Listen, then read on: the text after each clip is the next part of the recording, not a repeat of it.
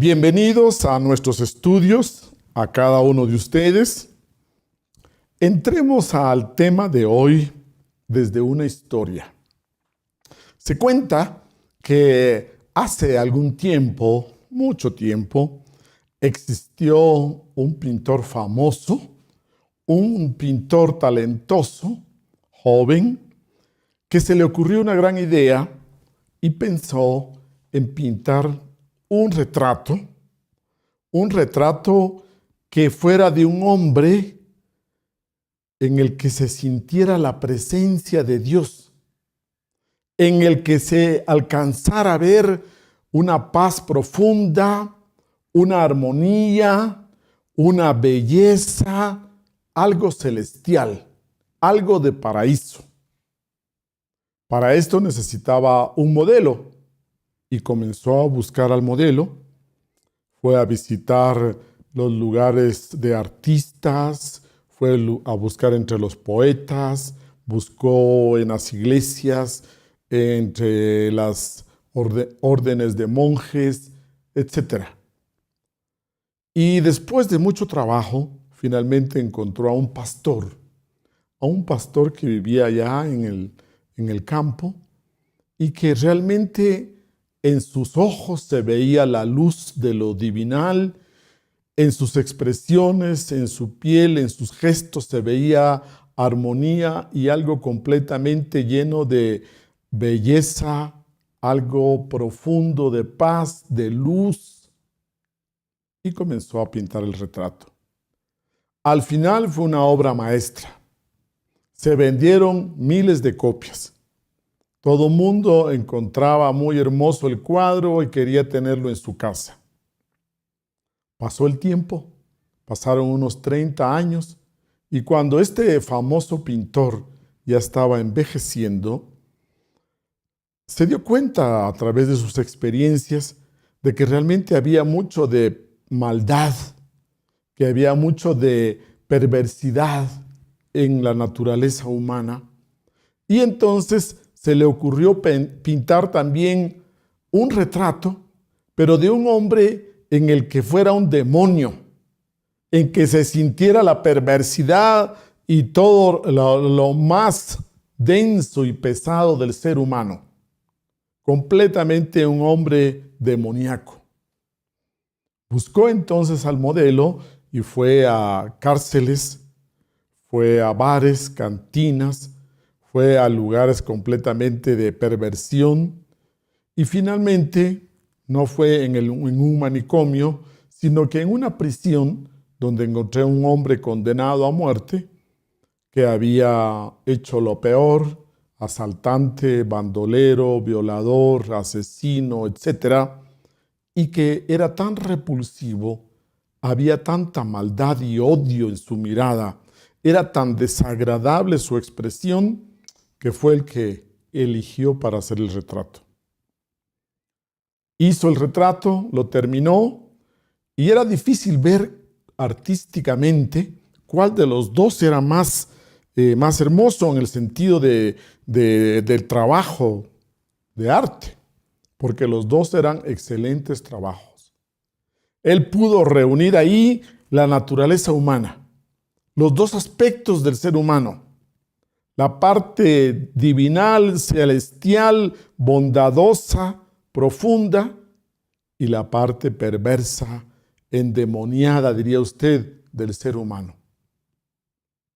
Se cuenta que al terminar de pintarlo, entonces trajo el primer cuadro, los colocó juntos y quedó admirándose, pero de repente escuchó que allá en el fondo el hombre, el modelo, comenzó a llorar.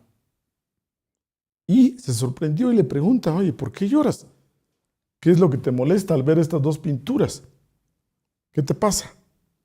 Entonces él dice: bueno, tengo que confesar que hace 30 y pico de años yo fui el modelo para el primer cuadro.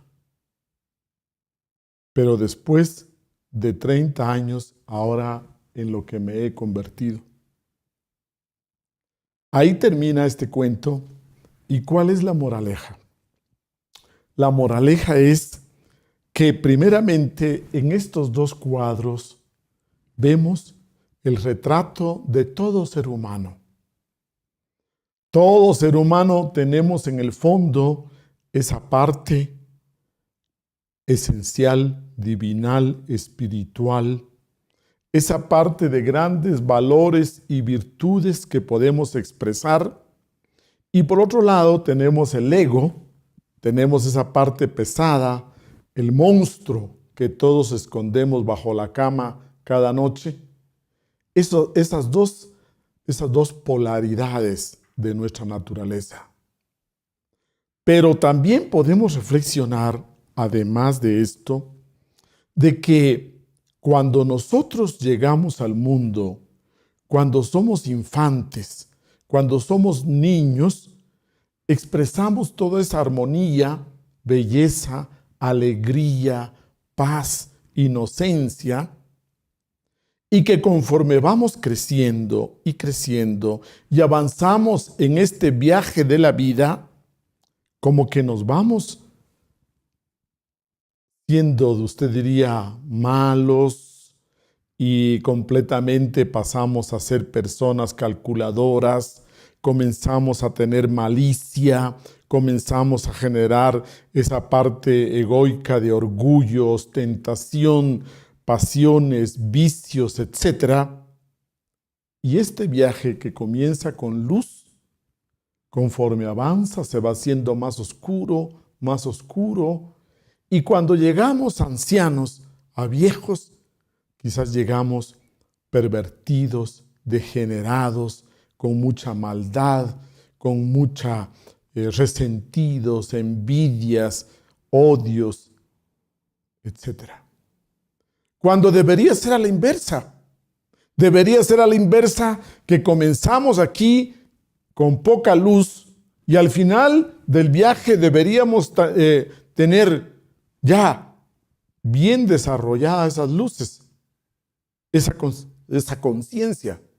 Dese cuenta que este viaje nuestro del ser humano, nosotros los comunes y corrientes, comienza así, con inocencia, con valores viscerales, con virtudes, con esa lealtad, esa bondad, y vea usted cómo va terminando.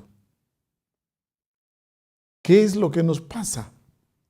Si este viaje debe ser de la oscuridad a la luz, de lo poco desarrollado hacia alcanzar un alto desarrollo interior, integral, completo. ¿Qué nos pasa en este viaje? ¿Qué nos sucede a los seres humanos en este viaje que en lugar de crecer, de desarrollarnos, al final en cambio vemos nosotros muerte, vejez, pero no solo del cuerpo, sino que también psicológicamente, como que nuestra alma termina también en ruina, en la ruina completamente. Resulta entonces que este viaje tenemos que tratar de que aunque sean pocos los seres humanos que buscan en este viaje, que esa presencia divina se pueda ver, que ojalá nosotros podamos evidenciar esa parte divina que todos tenemos, que en este viaje sirva para construir de tal manera que podamos mostrar, evidenciar, diríamos, tratar de reflejar la presencia de lo divino en nosotros. Pero realmente son pocos los seres humanos que buscan esa expresión de lo divinal, de lo profundo, de lo espiritual. Son pocos los seres humanos que hacen ese trabajo de convertirse realmente en un templo de Dios, en una catedral divina, en algo realmente que evidencie la presencia de Dios en nosotros, los seres humanos. Cada uno de nosotros está en este viaje. Cada uno de nosotros está en este tour desde que nacemos hasta que morimos. ¿Y qué estamos haciendo? ¿Cómo lo estamos haciendo? Cada uno de nosotros está cincelando una escultura. Cada uno de nosotros está pintando un cuadro, un autorretrato. Cada uno de nosotros está trabajando una obra de arte. Ojalá que al final sea como el primer cuadro de nuestro cuento, que no sea como el segundo cuadro de nuestro cuento. Recuerde, usted es un artista. ¿Y cuál es la obra de arte que está construyendo? La obra de arte que está construyendo es su propia vida, nuestra vida. ¿Cómo queremos que al final de nuestros días esté esa obra? Para cristalizar una obra en positivo, para que realmente hagamos algo tan noble, hermoso, armonioso, necesitamos de mucha energía. Necesitamos un trabajo continuo, constante, y eso requiere de mucha energía. Pero conforme avanzamos en este viaje, como que nos vamos agotando, y por último, como que ya no hacemos el trabajo que nos toca sobre sí mismos. ¿De dónde proviene esa falta de energía? ¿Dónde es que se nos quedan esos, diría usted, anhelos de querer hacer una obra maestra? Generalmente cuando estudiamos al ser humano, encontramos que hay mucha ignorancia y también hay mucha debilidad. Hay mucha debilidad que vivimos casi como extenuados, que vivimos así como arrastrándonos por la vida. Esa falta de energía se da generalmente por el mal uso del sexo. En la Biblia aparece una frase lapidaria, fuerte, que dice que el sexo es piedra de tropiezo y roca de escándalo.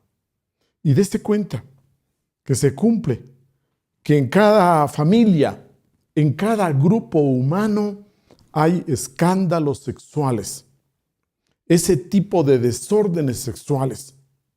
Y se cumple entonces esas palabras de la Biblia, que el sexo es roca de escándalo y piedra de tropiezo.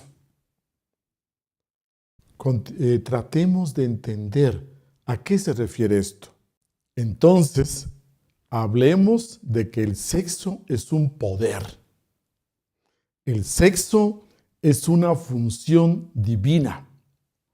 Es la función creadora más alta que tenemos los seres humanos. Podemos crear nosotros con la mente, con la inteligencia. Podemos crear con el arte, a través de todas las expresiones artísticas. Podemos crear con el cuerpo físico, romper récords olímpicos. Pero es con el sexo con el que nosotros podemos crear vida. Podemos generar a nuestros hijos. Entonces, hablemos del sexo. Nuestro tema de hoy es sexo, a la luz de la ciencia y la religión. Partamos de que estas ideas que vamos a escuchar esta tarde, también a la luz de las grandes enseñanzas de los maestros. Entonces hablemos que nuestro tema es sexo, ciencia, religión. Y lo que usted conoce que ha aprendido en la calle. ¿Qué dice la gente en la calle sobre el sexo? ¿Qué dicen los grandes maestros sobre este aspecto tan profundo en la naturaleza humana? Partamos entonces desde estadísticas. Veamos entonces que, de acuerdo a estas estadísticas, vamos a ver la realidad que nos rodea con relación a lo sexual. Comencemos hablando, por ejemplo, que acá las tenemos, que de acuerdo a muchas organizaciones internacionales, llevando estadísticas a nivel mundial, que usted encuentra en internet, en todo el mundo, el 38% de los embarazos son no deseados. Repito, el 38% de los embarazos son no deseados. El 21% de ellos se da en adolescentes, de los cuales del 30 al 60 terminan en un aborto. Unos 80 millones de embarazos no deseados cada año, aproximadamente, de un total de 250 millones de embarazos en todo el mundo, cada año. Dese cuenta de estos índices. Por ejemplo, entre el año de 1995 y en el año 2000, 5 años, se estima que hubo 338 millones de embarazos que no fueron deseados ni planificados en todo el mundo. De ese, el 28% de ese total de embarazos, o sea, 1.200.000 durante los 6 años, una medida aproximadamente de 56 millones de embarazos no deseados. De estos embarazos no deseados provocaron alrededor de 700.000 muertes de mortalidad materna. Nos damos cuenta de la raíz, el fondo de esa sobrepoblación o explosión demográfica. Generalmente se da por ignorancia o por promiscuidad sexual, libertinaje. Dese cuenta que, por ejemplo, en la República de El Salvador, en Centroamérica, de acuerdo a estadísticas, de cada 3 madres, 2 son madres solteras. Repito, de cada 3 madres, 2 son madres solteras que tienen que criar a sus hijos solas, completamente. Muy bien. Más de 1/3 de las muertes se debieron a problemas relacionados con el embarazo o el parto. Pero la mayoría, el 64%, fueron por complicaciones fruto de la práctica de abortos inseguros. La mayoría de las muertes arriba mencionadas ocurrieron en las regiones menos desarrolladas del mundo, donde no se dispone de planificación familiar y los servicios de salud reproductiva apenas existen. Veamos a otros aspectos ya un poco, diríamos, más cerca de nosotros. En el diario Hoy, por ejemplo, en su publicación de Sexualidad Hoy, nos dan estos datos estadísticos. Más del 40% de adolescentes ecuatorianos confiesan haber tenido experiencias con prostitutas y el 26.5% afirma que conoce a chicas de su edad que ejercen la prostitución. Dese cuenta de esos datos. Con relación a la investigación periodística en la música, tomando como una referencia el baile del perreo, nombre que hace alusión al acto sexual del perro. Porcentaje de temas y palabras usadas en las diversas canciones de moda. Comparación de mujeres y hombres con animales, 45%. Mención de trío amoroso o rompimiento de un compromiso, 90%. Hombre con dinero y mujer interesada en su dinero, 45%. Las mujeres son fáciles o difíciles, 36%. Tocarse o manosearse, 63%. Desvestirse, 36%. Sexo implícito, hacer el amor, 81%. Violencia sexual, 45%. Conclusiones de este análisis. tanto de parte del hombre como de la mujer, hay una degradación sexual. La sucesión de los hechos vistos en las canciones interpretadas por hombres se da en las canciones, pero no necesariamente en la vida real. Las letras cantadas por mujeres tampoco corresponden a su realidad. Veamos entonces en este estudio estadístico sobre la música, podemos ver la proyección que existe entre las funciones sexuales, el sentimiento, la mente, la música, la creatividad entre nuestros jóvenes o en la sociedad en general. Según el INEC, del año 1994 al año 2003, los matrimonios se redujeron en 8% y los divorcios aumentaron en 52%. Dese cuenta.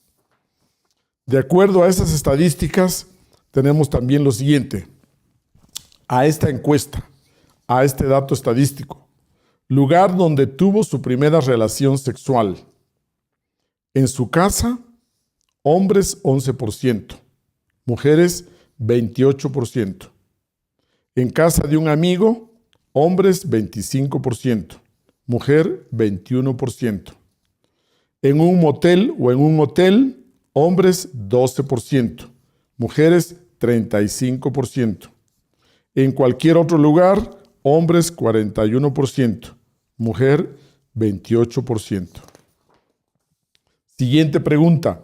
Razón por la cual tuvo su primera relación sexual. Curiosidad. Hombres 41%, mujeres 15%. Por amor, hombres 17%, mujeres 57%. En la luna de miel, hombres 2%, mujeres 14%. Porque lo quería, hombres 36%, mujeres solamente el 8%. Lo obligaron, hombres 3%, mujeres 5%. Relaciones sexuales antes del matrimonio. A la pregunta, ¿la mujer debe ser virgen al llegar al matrimonio? Hombres, sí, 47%. Mujeres, sí, 55%. El hombre debe ser casto antes del matrimonio, al llegar al matrimonio. Hombres, sí, 10%. Mujeres, sí, 20%. Ante la pregunta, ¿han tenido problemas para mantener relaciones sexuales? Hombres, 24%. Mujeres, 29%. A la pregunta, ¿le ha sido infiel a su pareja? Nunca. Hombres, 43%. Mujeres, 77%. Una vez, hombres 23%, mujeres 15%. Varias veces, hombres 27%, mujeres 5%. Muchas veces, hombres 6%, mujeres 3%. A la pregunta, ¿su pareja le ha sido infiel? Nunca. Hombres 79%, mujeres 53%. Una vez, hombres 11%, mujeres 25%. Varias veces, hombres 9%, mujeres 15%. Muchas veces, hombres 1%, mujeres 6%. Veamos la última pregunta. Mujeres que han tenido abortos provocados. En la costa, 40%. En la sierra, 25%. Solteras, 34%. casadas o unidas, 31%. Ante estas estadísticas, podemos nosotros entonces darnos cuenta que desde un punto de vista social, realmente se puede ver la proyección de cómo vivimos la sexualidad en nuestro interior. Recuerde usted que la sexualidad no es una función puramente genital, tampoco es una función puramente biológica. Todo lo sexual, repito, tiene la fuerza que entra, penetra en nuestra personalidad, se expresa a través de nuestra personalidad, entra en el inconsciente y tiene mucho que ver con fuerza en el comportamiento humano. Todo el comportamiento humano, diría usted, se tiñe, muestra mucho de cómo nosotros vivimos nuestra sexualidad. Entonces, también lo ha estudiado la psicología. Y nosotros podríamos decir que desde Sigmund Freud, desde el psicoanálisis y todos sus seguidores y todos los estudiosos a lo largo de estas últimas décadas, todos han llegado a la conclusión, todos nos muestran, nos enseñan que ese aspecto sexual es tan profundo que tiene que ver con la parte psicológica, cómo vemos la vida, cómo actuamos, cómo realmente reaccionamos ante las circunstancias, cómo nosotros lo sentimos, lo pensamos, lo vivimos directamente. Muy bien, continuemos entonces hablando que en esta parte de la ciencia sobre el sexo encontramos la fisiología, encontramos la anatomía del ser humano, que como buena cultura general, cada uno de nosotros debe de saber, de conocer cómo funciona en el ser humano la parte sexual, fisiológica.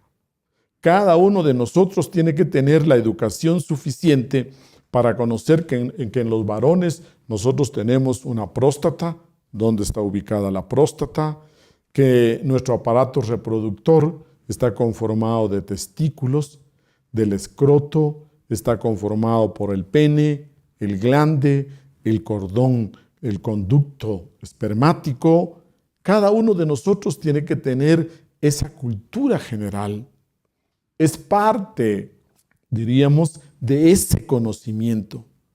También cada una de ustedes, las damas, tiene que saber que su aparato genital está conformado por el útero, los ovarios, las trompas de falopio, la vagina, el conducto vaginal, los senos, etc.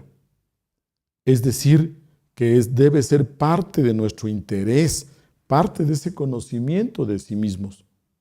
Pero ahí entra otra ciencia bastante importante y que realmente ha dado mucha luz para el estudio de todos estos aspectos sexuales, que es la endocrinología. La endocrinología nos puede ayudar mucho porque nos enseña todo el proceso de producción de hormonas, todo ese proceso del trabajo de nuestras glándulas de secreción interna, de secreción externa. Y cuando estudiamos la endocrinología, vamos comprendiendo muy bien que si nuestro aparato sexual, en el caso de los varones, produce suficiente testosterona, esta testosterona sube a la próstata, de la próstata ahí se llega a madurar y conformar completamente en todos esos líquidos seminales y de ahí entra al torrente sanguíneo. Y al entrar al torrente sanguíneo comienzan y se generan los caracteres sexuales secundarios. Cuando hablamos de caracteres sexuales secundarios, primeramente implica que hay los primarios. Los primarios se refieren en sí al sexo masculino, femenino, a los genitales masculinos, femeninos. que definen completamente si tenemos un macho o una hembra. A eso se le llaman los caracteres sexuales primarios. Y estos, entonces, generan la energía sexual. La energía sexual, que es la energía más poderosa que produce nuestro organismo humano. Podríamos decir entonces que esa energía sexual entra a funcionar en nosotros y nos da la salud. Y se proyecta y se manifiesta en nosotros como la salud.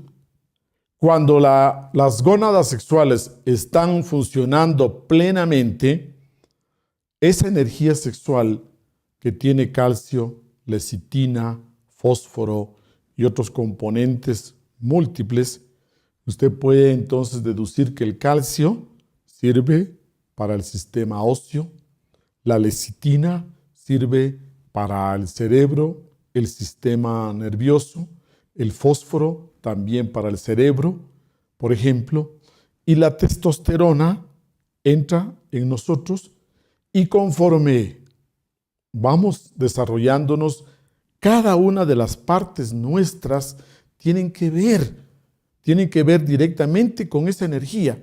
Por ejemplo, vea usted, casos extremos. Si un médico forense hace el levantamiento de un cadáver, y si ese cadáver es de hace algunos años, 200, 300 años, el forense puede distinguir por la forma de los huesos si ese hueso pertenece a un hombre o a una mujer.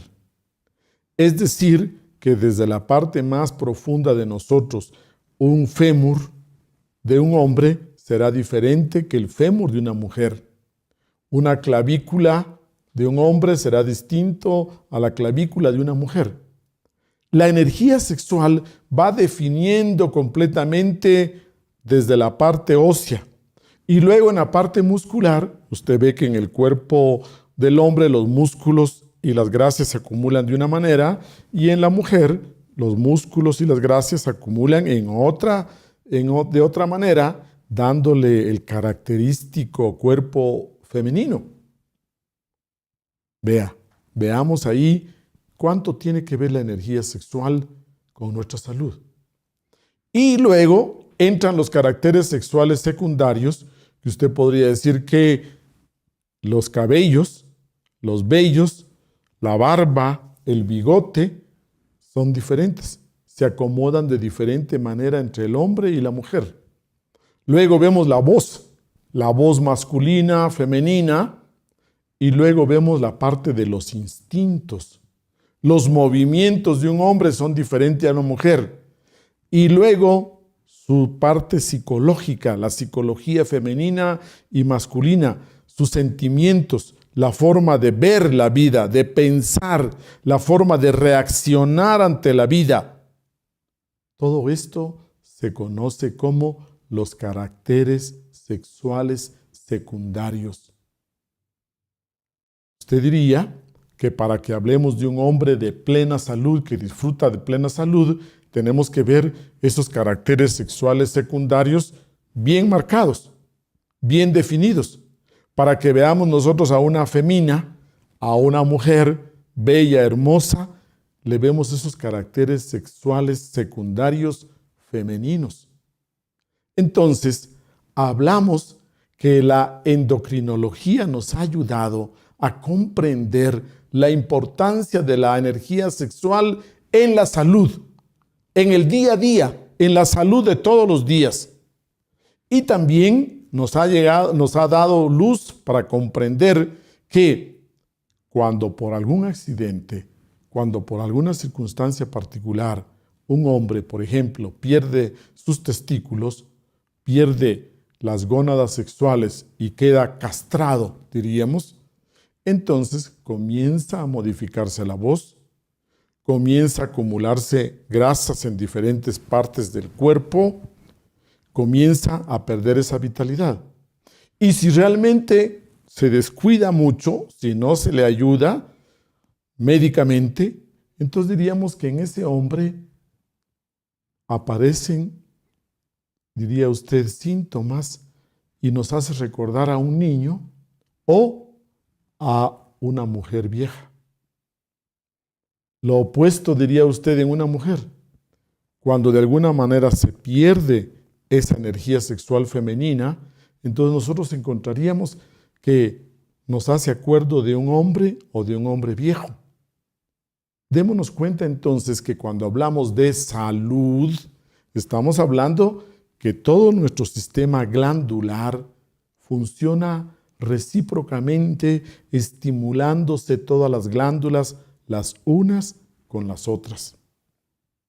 Las glándulas sexuales son las glándulas que producen las energías sexuales más potentes, más poderosas, y lo vamos a seguir estudiando en los futuros temas, porque el tema es profundo, es grande. Cuando estas glándulas sexuales entran al torrente sanguíneo, estimulan a todo el resto, a la tiroides, la paratiroides, hipófisis, pineal, epífisis, suprarrenales, todas las glándulas. Entonces, la endocrinología nos muestra que las hormonas sexuales estimulan el buen funcionamiento de todo ese juego de glándulas que nos conforman. Es así entonces que cuando nos vamos haciendo adultos mayores, cuando vamos entrando en la vejez, y si las gónadas sexuales ya producen menos energía sexual, entonces todas las otras glándulas también producen menos hormonas, y entra el envejecimiento. Lo que le llamamos envejecer o la edad senil es cuando ya no tenemos el mismo caudal de hormonas, cuando todas las hormonas del cuerpo comienzan a reducir esa cantidad, cuando su producción ya no es la misma que cuando somos jóvenes. Pero si las gónadas sexuales de alguna manera las prolongáramos, sostuviéramos su buen funcionamiento por más tiempo, entonces nos mantendríamos con mejor salud. Podríamos vivir 70, 80 años con una buena salud. Recuerde que la muerte puede llegar, pero no necesariamente tenemos que pasar primero por largas enfermedades o por penosas enfermedades.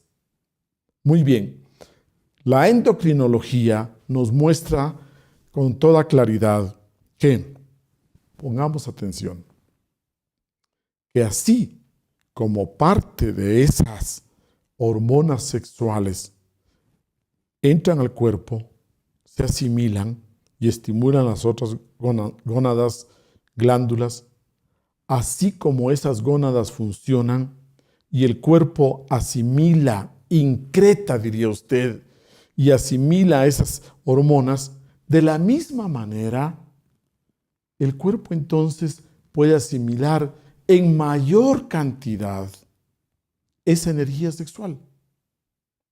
Si la ciencia ya nos está mostrando que el cuerpo tiene el mecanismo para asimilar esa energía, entonces la idea de los grandes maestros iluminados es que bien podemos hacer el trabajo de que nuestro cuerpo asimile todo el caudal energético sexual, que nosotros no necesitamos perder, botar esa energía sexual, porque desde que tenemos 14 años y cambió nuestra voz, desde que nuestro cuerpo se hizo masculino, el organismo comenzó a absorber mucho de esa testosterona, mucho de esa energía sexual. El cuerpo sí lo hace, el cuerpo sí lo puede hacer. Entonces, si damos un pasito más adelante, tenemos la idea clara. Suprasexualidad es el aprovechamiento total, completo de ese caudal sexual. Dese cuenta que ahí podemos verlo con más facilidad. Sí es posible que nuestro organismo aproveche, asimile todas esas energías sexuales. Bien, hablemos nosotros ahora algo de qué nos dice la religión sobre lo sexual. Si hemos visto lo que nos dice la ciencia a través de la fisiología, la endocrinología, ¿qué nos dice entonces ahora la religión? Pongamos atención. Bien, primeramente, las religiones que nos rodean, las más conocidas, el cristianismo, el judaísmo, los musulmanes, por ejemplo, todos ellos nos han presentado desde una mirada religiosa lo que llamamos el ascetismo, la abstención sexual, el estado célibe por largos periodos, el célibe forzado, el enfoque de que si hablamos nosotros de pureza sexual, si hablamos de castidad, estamos hablando de renuncia, una renuncia total a lo sexual.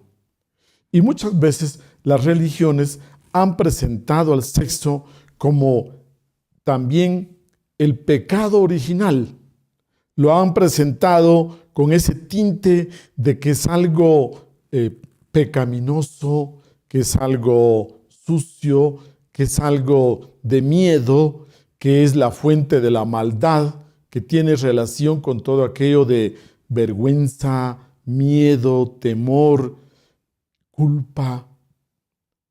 Entonces hablamos nosotros de que si estudiamos la religión desde una mirada superficial, encontramos que el sexo ha sido presentado como en un extremo de lo prohibido, de lo negado. Y cuando nosotros enseñamos eso, el rechazo al sexo, la repulsión al sexo, desde niños comenzamos a tener una actitud de hablar a escondidas al disimulo de lo sexual. Vamos creciendo y conforme crecemos y somos jóvenes, comenzamos a descubrir una dicotomía, una contradicción, que nuestros padres nos advierten de cuidado con el sexo, que el sexo es malo, que el sexo es negativo. Vamos desarrollando una actitud negativa, pero por otro lado, descubrimos que todos los adultos, incluyendo nuestros padres, tienen una vida sexual activa. Entonces el joven se confunde, porque por un lado le dicen que el sexo es malo, es negativo, es sucio, y por otro lado se entera de que sus padres tienen vida sexual activa, de que todos los adultos buscan tener sexo. Entonces descubren de que hay una falsedad, hay un doble discurso, de que las religiones muchas veces enseñan que no, lo prohibido, y por otro lado se escuchan escándalos sexuales. Comenzamos nosotros a perder toda confianza, toda credibilidad en los padres, en los profesores, en las religiones, etc. Se crea un conflicto. Cuando nosotros hablamos de religiones, cómo proyectan el sexo, también encontramos que ellos enseñan con fuerza que la mejor manera de llevar nuestra vida sexual es siendo célibes, siendo abstemios completamente como adultos.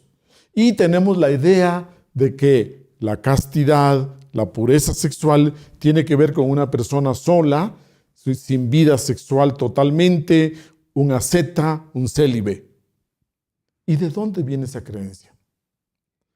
Si comenzamos a estudiar el origen del celibato, que no es la salida, aclaremos que no es la respuesta a lo sexual, encontramos que cuando surgió el diluvio universal, se recuerdan ustedes que hemos hablado, cuando se hundió el continente de la Atlántida completamente, la gente en esa cultura, allá entre los atlantes, conocían, sí sabían que la capacidad de regenerarse, de desarrollarse completamente, estaba en el sexo. De que era ahí en el sexo donde tenemos la posibilidad de crecimiento. Pero cuando se hundió la Atlántida, se perdió la clave. ¿Cómo? ¿Cómo hacerlo? ¿Cómo trabajarlo? Cuando comenzó a surgir nuevamente la vida y se estableció nuevamente, solo quedó el recuerdo, solo quedaron los rumores, diría usted, de que es allí, en esa energía sexual, donde está la posibilidad de despertar conciencia.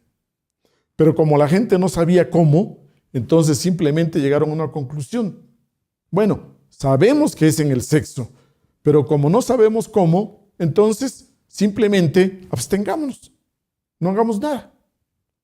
Sabemos que es en el sexo, pero como no podemos saber cómo, entonces se abstuvieron.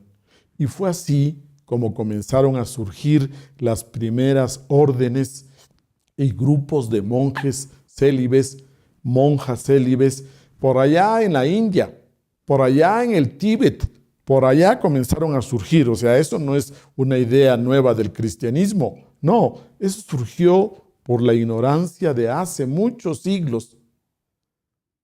Ese fue el origen de la abstención sexual. Pero cuando hablamos ahora de las religiones, también tenemos que mencionar aquellas religiones que tuvieron una mirada más profunda, aquellas religiones que en cambio enseñaron que el sexo era sagrado, que el sexo era divino, porque por ahí venía la vida.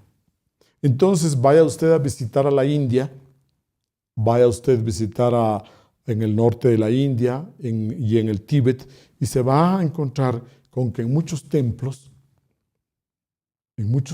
hay esculturas, pero de hombre y mujer unidos en el coito, unidos en la cópula sexual. Va a encontrar usted posiciones tántricas, posiciones sexuales dentro de los templos. Y para nosotros eso sería un escándalo, sería terrible. Para nosotros hay conflicto entre lo religioso y lo erótico, lo espiritual y lo sexual. Para nosotros hay conflicto entre esos dos elementos muy humanos, porque son parte de nuestra naturaleza humana. Entonces han habido religiones que sí han alcanzado a ver el poder de la vida y el poder del sexo en el ser humano. Vayamos a otro conocimiento religioso muy antiguo. Entremos a los 10 mandamientos. Sí conoce usted los 10 mandamientos, estos que nos enseñan en la doctrina cristiana. ¿Se recuerda usted cuál es el 6º mandamiento? A ver, diga alguno de ustedes. El 6º mandamiento dice no fornicar. Y el 9º mandamiento, acá, dice no desear la mujer de tu prójimo, o sea, no adulterar. Dese cuenta que de 10 mandamientos, 2 mandamientos son sexuales. ¿Qué le parece a usted? De 10 mandamientos, usted diría que el 20% tiene una enseñanza sexual. Entonces, entremos a entender qué es no fornicar. Si usted le pregunta a cualquier religioso, le va a decir que fornicar es no tener relaciones sexuales. Y si usted pregunta qué es adulterar, va a decir que es no tener relaciones sexuales con otra persona que no sea su pareja, su cónyuge. Entonces, estos 2 mandamientos son muy diferentes. El 6º mandamiento tenemos que conocerlo y la Biblia lo explica a través de sus diversos libros y enseñanzas. La palabra fornicare viene del griego fornicare, que quiere decir no verter, no derramar. Y si usted busca en la Biblia, en Levíticos 15, Moisés, que escribió ese libro, deja con claridad y enseña. Y entre más antigua sea la Biblia, usted lo va a encontrar más claro. Y no fornicar quiere decir no derramar el semen, no perder la energía sexual. Es decir, de que antiguamente se conocía que existía el acto sexual entre hombre y mujer, la conexión sexual, pero sin perder la energía seminal. ¿Qué pasa si usted no pierde la energía seminal? No hay concepción, no hay peligro de embarazo. Y si no hay peligro de embarazo, usted ya no necesita métodos anticonceptivos, usted ya no se necesita el aborto provocado, usted ya no necesita muchas cosas. Si nosotros conociéramos cómo fue el plan original, diría usted, de la vida, cómo fue el plan original entre hombre y mujer, usted comprendería ahora que podemos disfrutar de una vida sexual activa entre esposo y esposa, entre pareja, debidamente constituida, con responsabilidad. Podemos tener nuestra vida sexual activa, pero al cumplir el sexto mandamiento de no fornicar, no nos reproducimos. No tenemos esa preocupación de llenarlos de hijos. Sería una forma natural, sana, de tener un control de la natalidad. Dese cuenta que cómo está hecho el plan de la vida. Pero como el hombre descubrió, se inventó y comenzó a disfrutar de la eyaculación, de la pérdida de energía sexual, entonces caímos en el acto sexual animal, instintivo. Dese cuenta cómo es el acto sexual animal. Pero nosotros que somos humanos, tenemos otros actos sexual diferentes. Uno es el acto sexual animal y otro es el acto sexual humano si cumpliéramos esta ley. Y luego, el 9º mandamiento dice no adulterar, que eso lo tenemos bien claro. Adulterar, que sería nosotros caer en infidelidad y mantener relaciones sexuales con otra persona que no sea nuestra pareja. Dese cuenta que si el ser humano cumple esos 10 mandamientos, y especialmente tratándose de lo sexual, el 6º mandamiento, no fornicar, y el 9º mandamiento, no adulterar, nosotros viviríamos en plenitud, en armonía sexual. Entonces, dese cuenta que la palabra fornicar tiene un sentido que lo hemos estado ignorando, lo hemos estado confundiendo. No puede ser que en 10 mandamientos se repitan el 6º y el 9º. No puede ser de que el 6º mandamiento, no fornicar, sea lo mismo que no adulterar. No, es diferente. Entonces, para las enseñanzas profundas espirituales, el acto sexual, cuando se da el acto sexual, ahí se da el matrimonio. Cada uno de nosotros nos hemos casado tantas veces como acto sexual hayamos tenido con diferentes personas. Porque dése cuenta, como lo vamos a estudiar, todo lo que implica el acto sexual. Cuando estudiamos el acto sexual a la luz de los grandes maestros iluminados, cuando ya lo estudiamos desde el sentido de la clarividencia, cuando lo vemos desde el mundo astral, desde el mundo mental, entonces, ¿qué encontramos? Veamos lo siguiente. Primeramente, usted diría que aquí está el hombre con su aura magnética, con sus cuerpos internos, como los conocemos, y con el ego, con todos los yoes que todos tenemos. Bien, su parte divina o su parte de esencia. Aquí dibujemos entonces a una mujer, aquí dibujemos a una dama, y también ella con su aura magnética, con la legión de ego, con todos los yoes, bien, y sus cuerpos internos. Cuando un hombre y una mujer se acercan y comienzan los besos, los abrazos, las caricias, las auras magnéticas se prenden, se encienden. Usted diría que todos los colores que conforman nuestra aura magnética toman más brillo, se ponen luminosos. Y un fuego interno que todos tenemos, un fuego interno que todos hemos experimentado cuando nos emocionamos, cuando estamos alegres, cuando nos sentimos prendidos, y más aún cuando nos sentimos enamorados, Y cuando estamos tan enamorados sentimos así con claridad.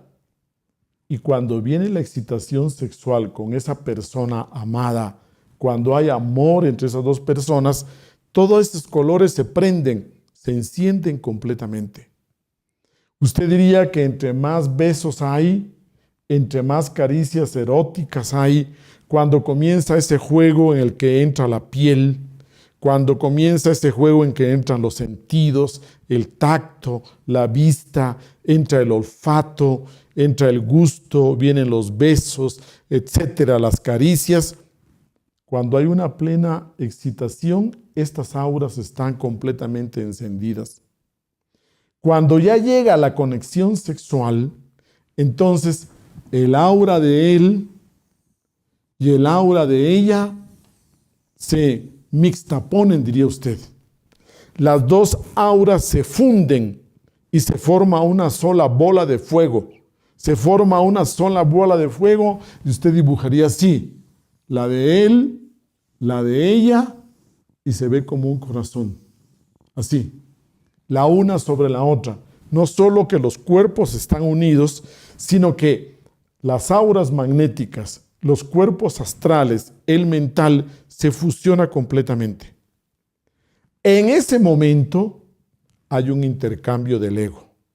Hay un intercambio de fuerzas egoicas, hay un intercambio de karma. Los karmas quedan unidos, los karmas quedan relacionados. Mucho de él entra en ella y sale, entra y sale, mucho de ella entra y sale y todos esos colores se mezclan completamente.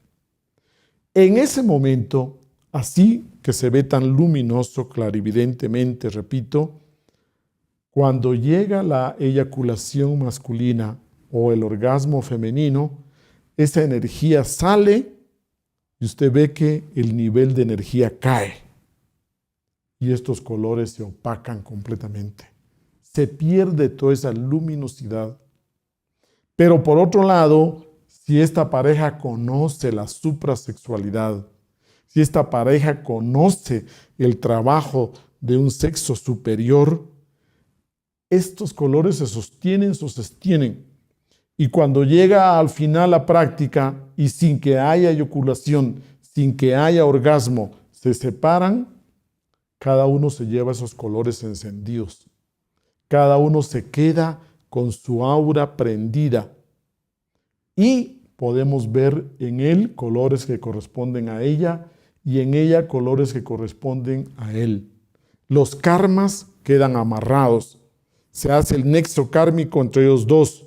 Los yoes se han mezclado y aparece entonces una mancha astral.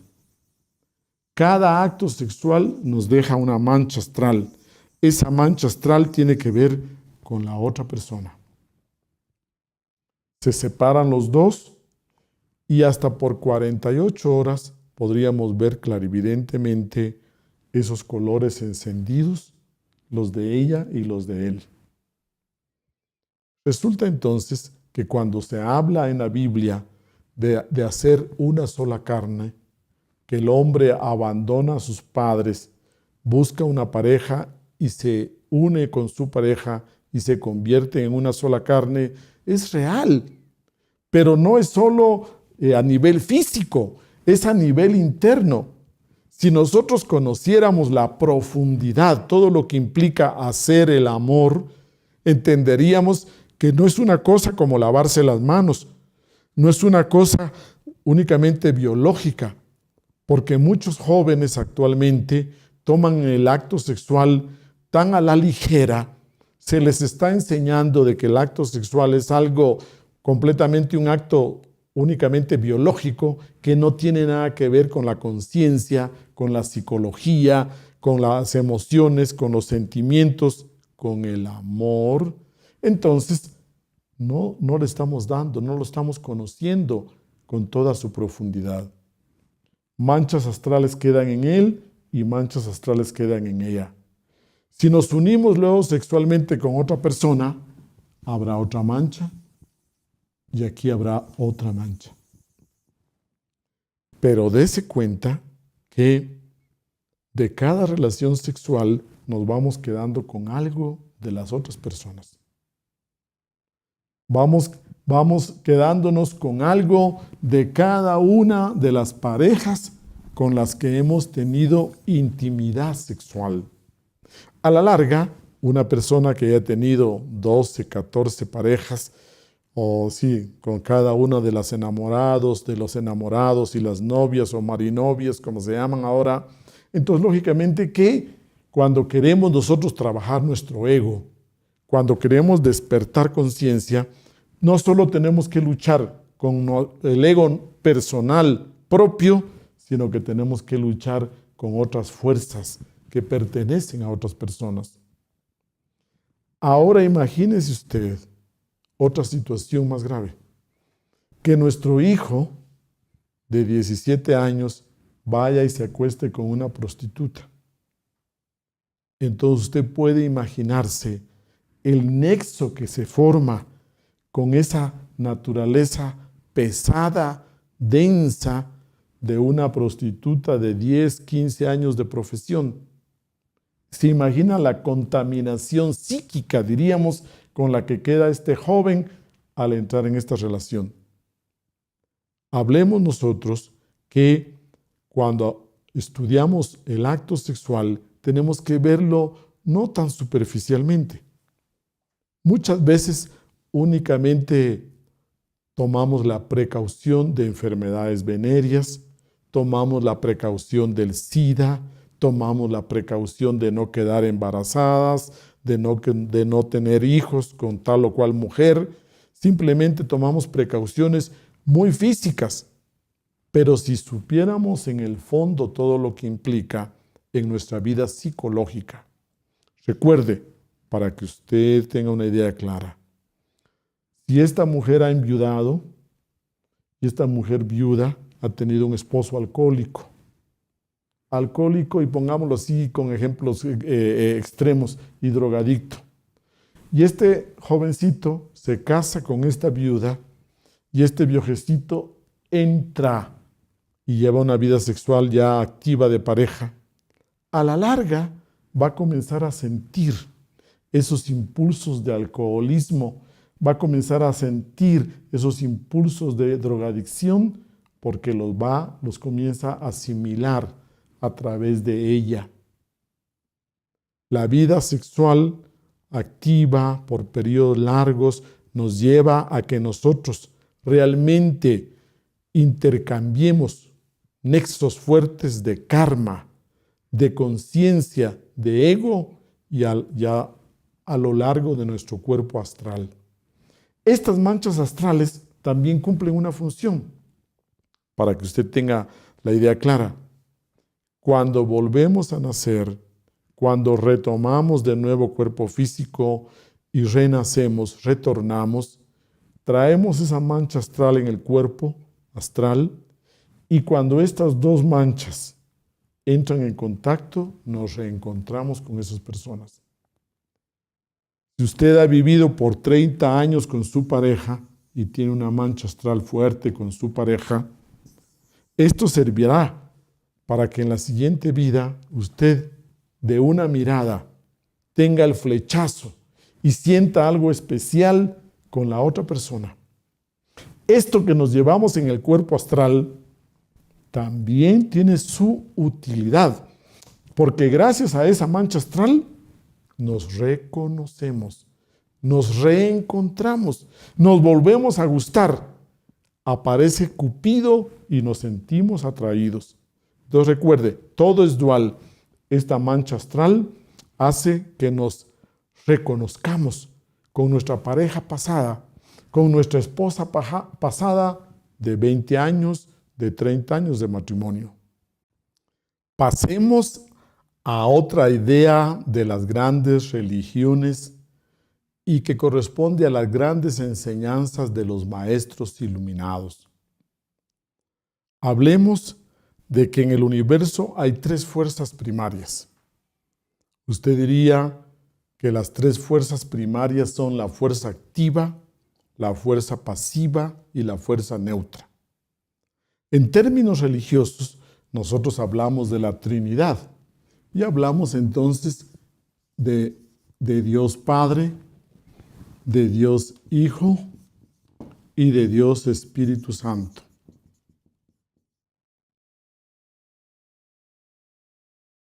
Cuando hablamos nosotros entonces de la primera fuerza, fuerza activa, la segunda fuerza, fuerza pasiva, la tercera fuerza, fuerza neutra.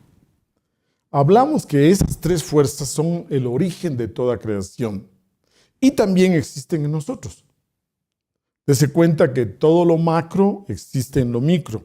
Como es arriba, es abajo, y como es abajo, es arriba. Entonces resulta que a eso que llamamos fuerza activa y que la religión nos enseña como Dios Padre, eso nosotros le podríamos decir que en palabras filosóficas, que Dios como Padre es la verdad, es sabiduría. Dios como Hijo es amor. Entonces usted ve que el Cristo nos enseñó un evangelio de amor. Entonces decimos que la fuerza del Hijo es amor y el Espíritu Santo es vida. Entonces hablamos de verdad, amor y vida. Fuerza activa, verdad. Fuerza pasiva, amor. Y fuerza neutra, vida.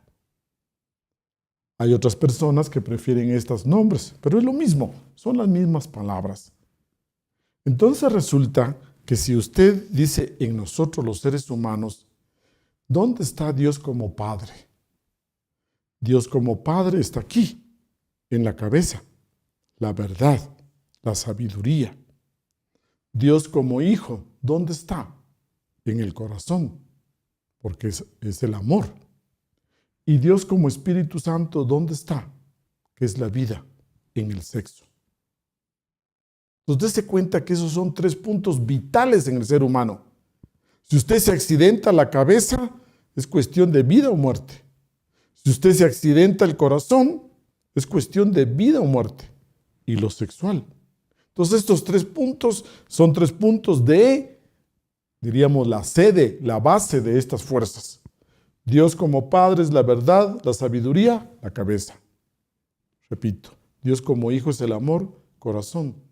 Y Dios como Espíritu Santo es la vida. Y usted la vida la transmite, la da. Y también se la da a usted mismo, como lo dice la ciencia, la endocrinología, desde las gónadas sexuales. Pero ¿por qué no nos enseñan esto? Si es tan sencillo, tan simple y tan lógico. Vea usted, porque hay intereses creados de que el ser humano no se desarrolle, no crezca. Entonces, cuando un ser humano, por ejemplo, miente, usted diría, si una persona miente o es corrupta, que es la palabra que está de moda, o es deshonesta, entonces le falta al Padre, porque le falta la verdad. Si una persona miente, se separa del Padre, porque el Padre es la verdad. Si una persona odia, lógicamente que está contra el Hijo, porque el Hijo es amor. Y si una persona cae en promiscuidad sexual, entonces usted diría que le falta la vida, le falta el Espíritu Santo. Dese cuenta que entonces todo lo que tiene que ver con degeneraciones sexuales tiene que ver con la tercera fuerza, con la vida, con el Espíritu Santo. Y por otro lado, la religión nos enseña que todo pecado será perdonado, menos los pecados contra el Espíritu Santo. ¿Y cuáles son los pecados contra el Espíritu Santo? Los, diría usted, pecados sexuales. Todo esto que hemos venido estudiando, prostitución, masturbación, degeneración sexual, adulterio, fornicación, etc., todo eso son las faltas contra la vida. Y el karma que produce esto, el karma, entonces es un karma que no se puede negociar. Es un karma que lo tenemos que pagar con dolor, con sufrimiento, con enfermedades, con pobreza, etc. Ahora usted entenderá por qué la vida del ser humano tiene tanto dolor, tiene tanto sufrimiento. ¿Por qué muchas veces en nuestras parejas, en nuestros hogares, queremos ser felices? O tal vez tenemos todo, mas sin embargo, no somos felices porque existe ese tipo de karma. No nos han guiado, no nos han enseñado y entonces nos casamos, vamos a la luna de miel y creemos que porque estamos casados ya podemos hacer cualquier cosa sexualmente. Nos encerramos y nos dedicamos a hacer cualquier experimento sexual, cualquier práctica sexual y comenzamos a crear karma. Karma contra el Espíritu Santo que no se puede negociar, que no es perdonable, sino que toca pagarse, repito, con dolor, sufrimiento, enfermedad, pobreza, limitaciones, miseria, etc.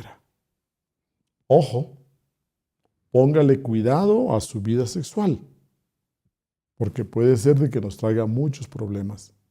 Entonces las enseñanzas religiosas existen, pero quizás no ha llegado a nosotros. Existe ese conocimiento profundo y los maestros tratan de traer este conocimiento para que nosotros podamos aplicarlo. La suprasexualidad implica entonces que usted va a trabajar con esas tres fuerzas: vida, amor, verdad. Va a trabajar con los 10 mandamientos. El 6º mandamiento, no fornicar. El 9º mandamiento, no adulterar. Entonces, desde el punto de vista religioso, usted tiene una guía, usted tiene una orientación. Recuerde, hubo unas religiones que quisieron matar al sexo envenenándolo y sembraron enseñanzas, tabús, miedos, creencias, dogmas, pero no pudieron matar al sexo, pero lo envenenaron. Y ahora el sexo de muchas personas está envenenado, completamente envenenado.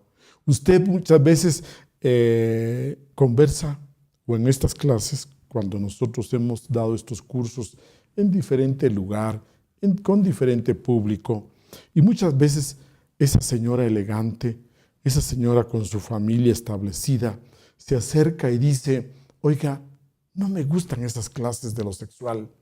Para mí todo lo que es sexual es pecado. Para mí todo lo que es sexual es sucio. Para mí todo lo sexual realmente no me agrada, me desagrada totalmente. No me gusta asistir a estas clases sobre lo sexual. Pero ella tiene un esposo. Pero ella tiene hijos, tiene hijas. Entonces, ¿qué pasa? ¿Cómo será la vida íntima de esa pareja si esta señora tiene esa actitud? ¿Cómo sentirá, qué sentirá hacia su esposo si es el esposo el que le propone tener sus relaciones sexuales y ella tiene esa mirada de feo, de sucio, de repugnancia? Cada vez que mira a sus hijos, se acordará entonces que son el fruto del sexo. ¿Cómo va a amar a sus hijos si sus hijos llegaron a través del sexo? A eso que ella llama pecaminoso y sucio. Eso significa que el sexo está envenenado en muchas personas. Y cuando el sexo está envenenado, entonces no puede fluir la fuerza del amor. ¿Cómo va a amar a su esposa? ¿Cómo va a amar a sus hijos? ¿Cómo va a amar a sus hijos cuando sus hijos sean jóvenes, adolescentes y le pregunten sobre lo sexual y le cuenten sobre sus primeros amores, enamorarse? Ella va a sentir y va a enseñarles completamente algo de rechazo a lo sexual. Entonces, dése cuenta, hablamos nosotros de que el sexo en la mayoría de las personas ha sido envenenado por la religión, cuando la religión tiene grandes enseñanzas que corresponden a esas funciones sexuales. Entremos ahora a recordar una parábola hermosa de Jesús. Se cuenta que Jesús iba con sus discípulos y llegó la hora del mediodía. Y entonces se fueron a comprar comida, se fueron ellos al centro de la ciudad, del pueblo y dejaron a Jesús solo, pero estaba un calor, ya se imaginan ustedes, de esa región a mediodía, y Jesús se acerca a un pozo. Y estando en ese pozo, llega una mujer a sacar agua. Pero dése cuenta que esto es raro, porque generalmente las mujeres salen en grupo a recoger agua.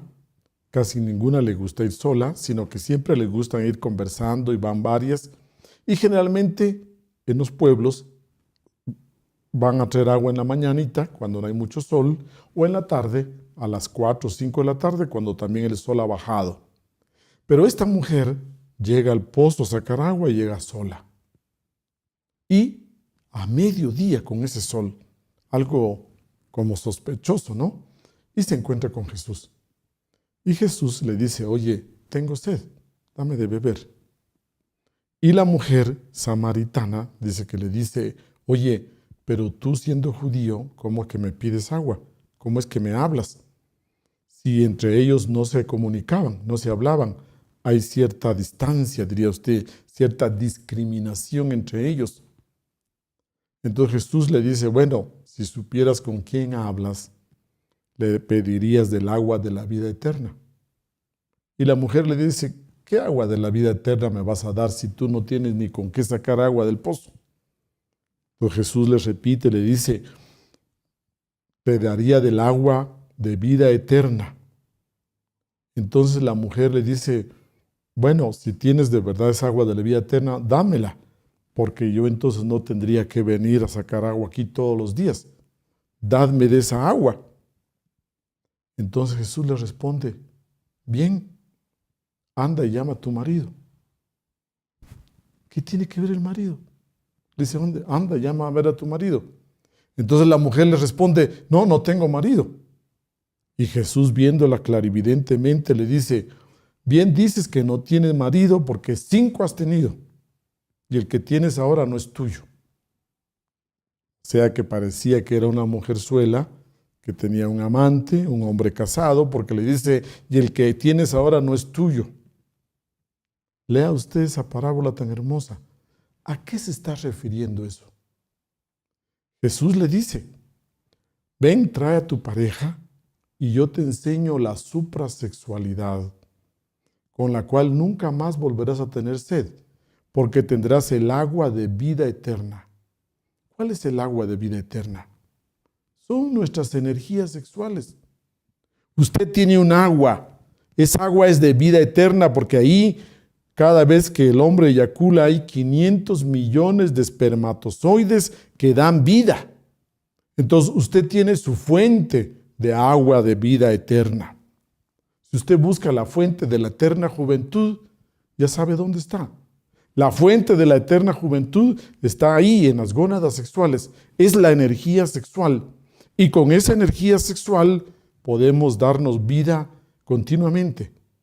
Si usted aplica los 10 mandamientos, el no fornicar, el no perder su energía sexual, entonces el cuerpo, ya nos explica la endocrinología, el cuerpo puede absorber, asimilar toda esa energía sexual y esas hormonas le dan a usted vida.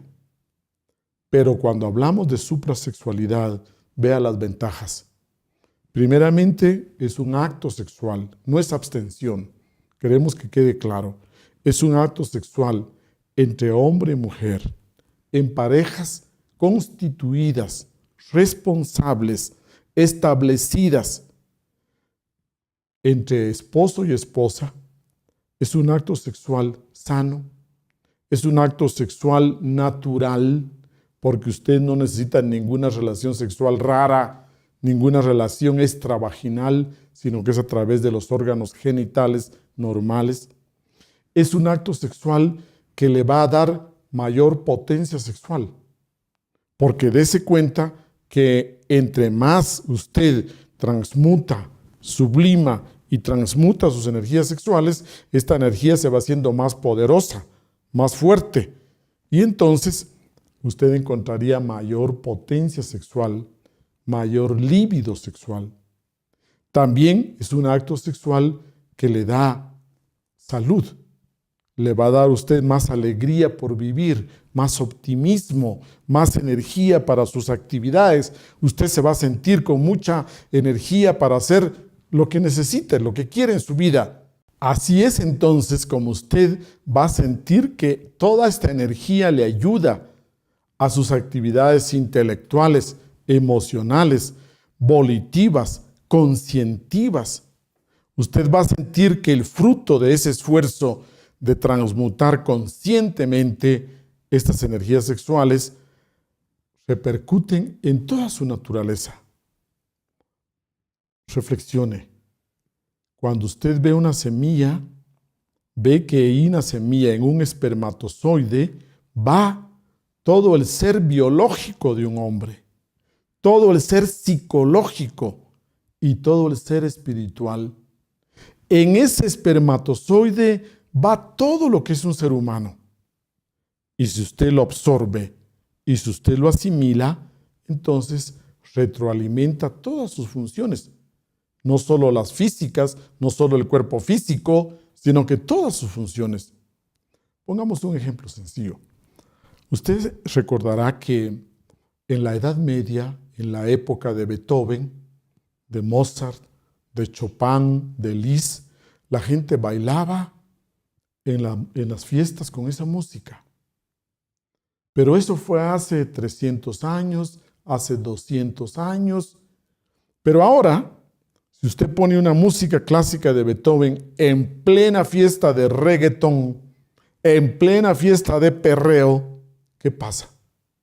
Todo el mundo se sienta, todo el mundo se va a descansar y más aún, si continúa la música clásica, todo el mundo comenzaría a irse, a despedirse. ¿Por qué? Porque ya no está funcionando ciertas áreas del cerebro. Hay ciertas áreas de nuestro cerebro que ya no captan, que no disfrutan de la música clásica, que necesitan de esa música fuerte de tambores, ritmo de reggaetón, que nos muevan las caderas, la cintura, el instinto. Recuerde, a lo largo de 200, 300 años, últimamente, se ha venido, diríamos, apagando, desconectando ciertas áreas del cerebro. Todos los científicos están de acuerdo con que el ser humano normal, común y corriente no vive funcionando con todas las áreas del cerebro. Apenas ciertas áreas nos funcionan y vea, vivimos más o menos honradamente, honestamente, decorosamente. ¿Qué pasaría si funcionaran todas las áreas del cerebro? A través de la transmutación sexual, usted comienza a estimular esas áreas del cerebro y comienza usted a tener otra mirada hacia la vida con más profundidad. Esta transmutación sexual también nosotros la encontramos en enseñanzas alquímicas. Y usted ve que la religión que estamos estudiando ahora nos ha dejado enseñanzas claras. Por ejemplo, el símbolo de la lanza. El símbolo de la lanza que aparece cuando está Jesús crucificado es un símbolo fálico. Símbolo fálico quiere decir es un símbolo sexual. La copa o el cáliz, el santo grial, es un símbolo sexual. Representa el útero femenino, representa los órganos genitales femeninos porque son receptivos. Y usted ve que ahora a un campeón se le entrega la copa del campeonato. ¿Por qué? Porque es un símbolo sagrado, es un trofeo. En las iglesias usted ve el cáliz, la copa, usted ve la hostia, usted ve que las tablas de Moisés de los 10 mandamientos tienen esta forma. Esta forma de las tablas de Moisés son fálicas, son sexuales esas formas. Usted ve la cruz. Cuando usted tiene 2 perritos, ¿cuál es el verbo que usted usa? Voy a cruzar a mi perro para que se reproduzca. La cruz es sexual. El principio activo masculino y el principio pasivo, femenino, se encuentran, se cruzan. Y los egipcios tenían la otra cruz que usted conoce, la cruz Tao. Lo masculino acá y lo femenino acá. Entonces, usted va a encontrar símbolos sexuales en las religiones, pero no nos enseñan, pero no nos explican. Usted encuentra en los templos de la masonería la piedra bruta, una roca, la piedra bruta, y una piedra cúbica perfecta. La piedra bruta es el sexo, vulgar, común y corriente. La piedra pulida, la suprasexualidad. La piedra filosofal, ¿se acuerda usted? Entonces, hablamos de que Pedro quiere decir piedra. Y sobre esa piedra edificaré mi iglesia. Pero, ¿qué simboliza la piedra?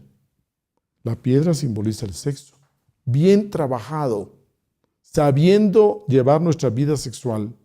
Entonces recuerde, cruz, piedra, Pedro, gallo. ¿Se acuerda que aparece un gallo? El gallo que canta 3 veces. ¿Qué representa el gallo? El gallo representa el despertar, el amanecer, el despertar de conciencia. El gallo representa la potencia sexual. El gallo representa el verbo, la palabra, canta. No podía faltar el gallo. Por eso que usted siempre ve al gallo en los cuadros de la pasión de Cristo. Entonces vea, la cruz, la piedra, el gallo. Este símbolo, vea, la corbata. La corbata es un símbolo sexual, símbolo fálico. Entonces, a través de las religiones, encontramos nosotros la cúpula de las iglesias.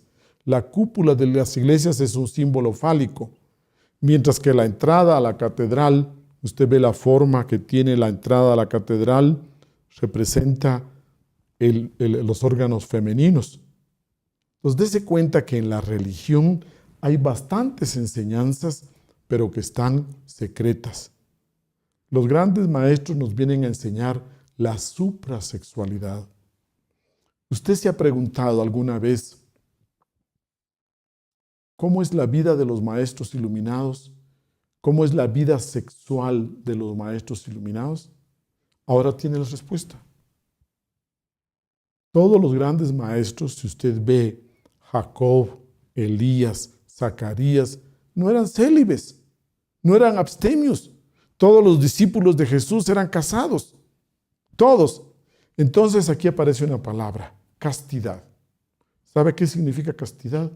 Castidad significa el ser humano que no fornica, 6º mandamiento, que no adultera. Eso es una persona casta. Que no falta a los 10 mandamientos, pero que sí tiene pareja, que sí tiene esposa, esposo, y que no ni fornica ni adultera. Eso es una persona con castidad, porque transmuta sus energías sexuales. Que quede claro en esta clase que una cosa es fornicación, otra adulterio. Una cosa es castidad y otra cosa es abstención sexual, celibato. Son 4 palabras que tenemos que ir conociendo, que ir estudiando. Terminemos esta tarde diciéndoles a ustedes que la fuente de la eterna juventud, de la salud, de la vida, la llevamos en nuestros órganos sexuales. Que existe un conocimiento que los antiguos le llamaban transmutar plomo en oro. ¿Qué le parece? Transmutar plomo en oro quiere decir que usted, de esa energía que su cuerpo produce en bruto, usted la va a sublimar, la va a transmutar. Y esa energía le va a dar un despertar de conciencia. Cuando estudiamos el tema de la meditación, estudiamos de que usted necesitaba meditar diariamente, que usted necesitaba vivir en el aquí y ahora, despierto, que necesitaba autoobservarse de momento en momento. Pero ¿de dónde va a sacar tantas energías para hacer todo esto? Ahora tiene la respuesta. La meditación es la práctica que lo prepara a usted para la transmutación sexual. La meditación le sirve a usted de base para que luego, con todo este caudal de energía que usted no va a botar, que de aquí en adelante usted no desperdicia, sino que usted lo increta hacia adentro, hacia arriba, y llega hasta el cerebro, y del cerebro baja al corazón, y que entonces se refuerza su naturaleza psicológica, su conciencia comienza a despertar, gracias a esta energía. Queremos que usted tenga una ética sexual, que usted tenga una sabiduría sexual, que no todo el mundo lo tiene, y que lo va a hacer diferente a usted. Lo va a hacer diferente porque usted en la intimidad de su hogar, con su pareja, usted lleva otra vida sexual. Y esa otra vida sexual le cambia todo. Ya lo vimos. Va afectando lo psicológico, lo emocional, lo mental y lo físico. Le invitamos a cada uno de ustedes que se interese por estudiar lo que es el amor, lo que es la vida, la parte sexual, y que la estudiemos con fines trascendentales, con objetivos espirituales, para nuestro despertar espiritual.